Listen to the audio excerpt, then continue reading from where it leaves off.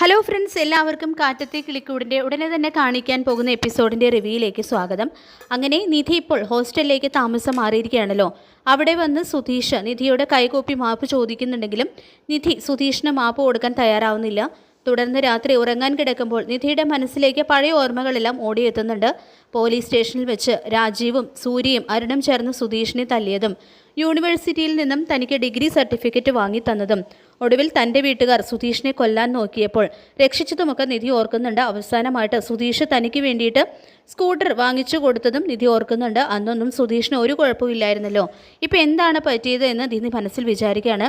ഈ സമയത്താണ് കഥയിൽ വലിയൊരു വഴിത്തിരിവ് ഉണ്ടാവുന്നത്. അതായത് കടുത്ത പനി പിടിച്ച അവശനായി നികേഷ് നിധിയുടെ ഫോണിലേക്ക് വിളിക്കുന്നു. ഫോൺ എടുത്ത നിധി നികേഷ് സുഖമാണോ എന്ന് ചോദിക്കുമ്പോൾ മറുഭാഗത്ത് നികേഷ് പൊട്ടിക്കരയാണ്. ഏട്ടത്തി എന്തിനാ ഞങ്ങളെ വിട്ടുപോയത്? ഏട്ടത്തി ഉണ്ടായിരുന്നെങ്കിൽ ഇതൊരു വീടായനെ. ഏട്ടത്തി പോയതോടെ സുധീഷ് ഏട്ടനും ഹരീഷ് ഏട്ടനും സുഭാഷ് ഏട്ടനും എല്ലാം എപ്പോഴും വഴക്കാണ്. എനിക്ക് ഭയങ്കര പനി ഏട്ടത്തി, നോക്കാൻ ആരുമില്ല, തനിച്ചായതുപോലെ തോന്നുന്നു എന്ന് പറഞ്ഞ് നികേഷ് കരയുമ്പോൾ നിധിയുടെ മനസ്സ് അലിയാണ്. സുഭാഷ് ഏട്ടൻ കൊണ്ടുപോയി മരുന്ന് വാങ്ങി തന്നിട്ടും കുറവൊന്നും ഇല്ലെന്നും ഏട്ടത്തി ഇല്ലാത്ത ഈ വീട് തനിക്ക് വേണ്ടെന്നും നികേഷ് പറയുമ്പോൾ നിധി വല്ലാതെ വിഷമിക്കുന്നുണ്ട്. ഫോൺ കട്ട് ചെയ്ത് നികേഷ് മുറിയിൽ കിടന്ന് കരയാണ്. അടുത്ത ദിവസം രാവിലെ നികേഷിൻ്റെ അവസ്ഥയോർത്ത് വിഷമിച്ച് നിധി നേരെ കിളിക്കൂട്ടിലേക്ക് വരികയാണ്. പുറത്തിരിക്കുന്ന ഭാസ്കരൻ നിധിയെ നോക്കുമ്പോൾ പഴയ ദേഷ്യം മനസ്സിലുള്ളതുകൊണ്ട് നിധി ഭാസ്കരനെ കടുപ്പത്തിലൊന്ന് നോക്കി അകത്തേക്ക് നടക്കുന്നു. ഈ സമയം ഏട്ടത്തി എന്ന് വിളിച്ച് ഹരീഷ് ഓടി വരികയാണ്. അവനോട് സുഖമാണോ എന്ന് ചോദിച്ച് പുഞ്ചിരിയോടെ നിധി അകത്തേക്ക് കയറുന്നു. ഹരീഷാണെങ്കിൽ സന്തോഷം കൊണ്ട് ഉച്ചത്തിൽ വിളിച്ച് പറയുന്നുണ്ട്, സുഭാഷ് ഏട്ടാ, ഇതാരാ വന്നതെന്ന് നോക്കിയേ. ഫോണിൽ നോക്കിയിരുന്ന സുധീഷ് നിധിയെ കണ്ട് സന്തോഷത്തോടെ എഴുന്നേൽക്കുന്നു. സുഭാഷും വാ മോളെ ഇരിക്കുക എന്ന് പറഞ്ഞുകൊണ്ട് അവളെ സ്വീകരിക്കുന്നുണ്ട്.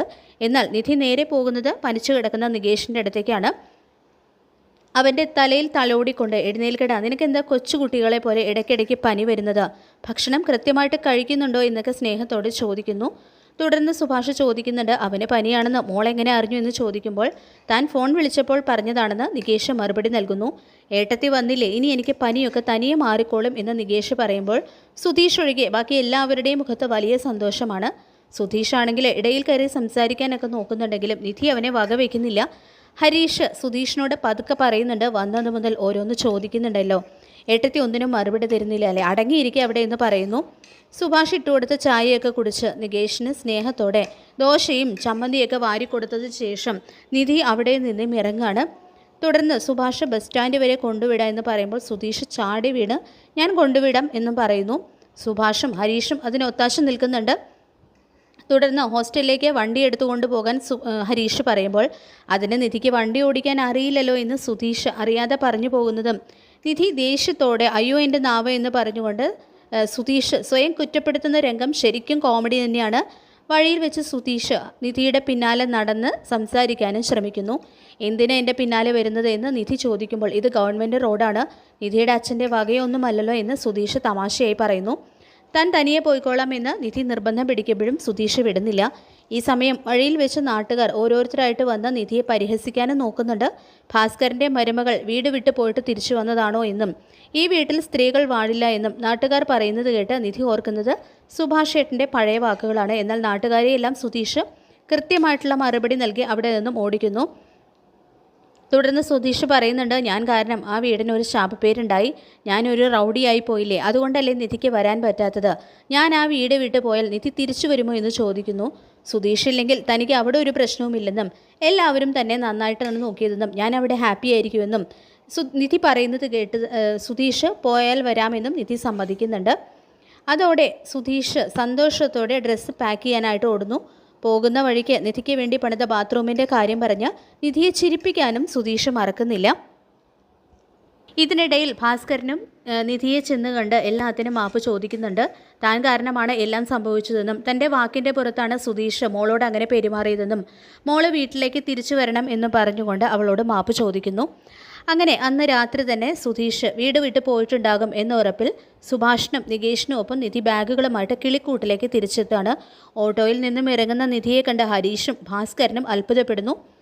തുടർന്ന് ഭാസ്കരനെ ഒന്ന് നോക്കി വലതുകാൽ വെച്ച് നിധി വീടിനകത്തേക്ക് കയറുന്നുണ്ട്.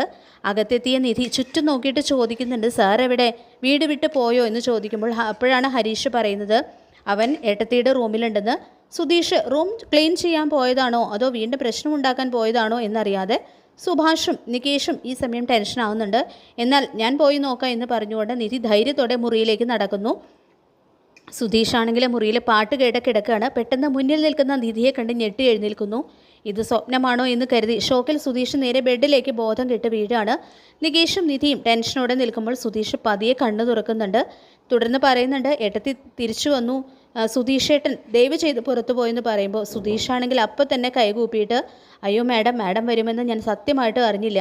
ഹോളിൽ ഇരുന്നാൽ ആരും എന്നോട് സംസാരിക്കാറില്ല. പുറത്തു പോകാൻ ലൈസൻസും ഇല്ല, ജോലിയും ഇല്ല. അതുകൊണ്ട് ഭ്രാന്ത് പിടിച്ച് ഇവിടെ വന്ന് പാട്ട് കേട്ടതാണ്. എന്നോട് ക്ഷമിക്കണം മേഡം എന്ന് പറഞ്ഞുകൊണ്ട് ഫോൺ എടുത്ത് സുധീഷ് പുറത്തേക്ക് ഓടുന്നു. പുറത്ത് വെച്ച് സുഭാഷിനോടും അവൻ ക്ഷമ ചോദിക്കുന്നുണ്ട്. സുധീഷിൻ്റെ ഈ പരക്കം പാച്ചിലും പേടിയൊക്കെ കണ്ട് നിധിയും നികേഷും മനസ്സറിഞ്ഞ് ചിരിക്കുകയാണ്.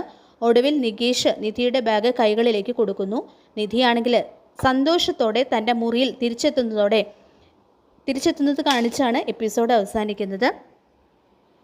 അങ്ങനെ കാറ്റത്തെ കിളിക്കൂടിൻ്റെ വരാൻ പോകുന്ന നല്ല രസകരമായിട്ടുള്ള എപ്പിസോഡുകൾക്കായിട്ട് നമുക്ക് കാത്തിരിക്കാം. ഈ റിവ്യൂ ഇഷ്ടപ്പെട്ടെങ്കിൽ ലൈക്ക് ചെയ്യുക, ചാനൽ കൂടി ഒന്ന് സബ്സ്ക്രൈബ് ചെയ്ത് സപ്പോർട്ട് ചെയ്യുക. താങ്ക്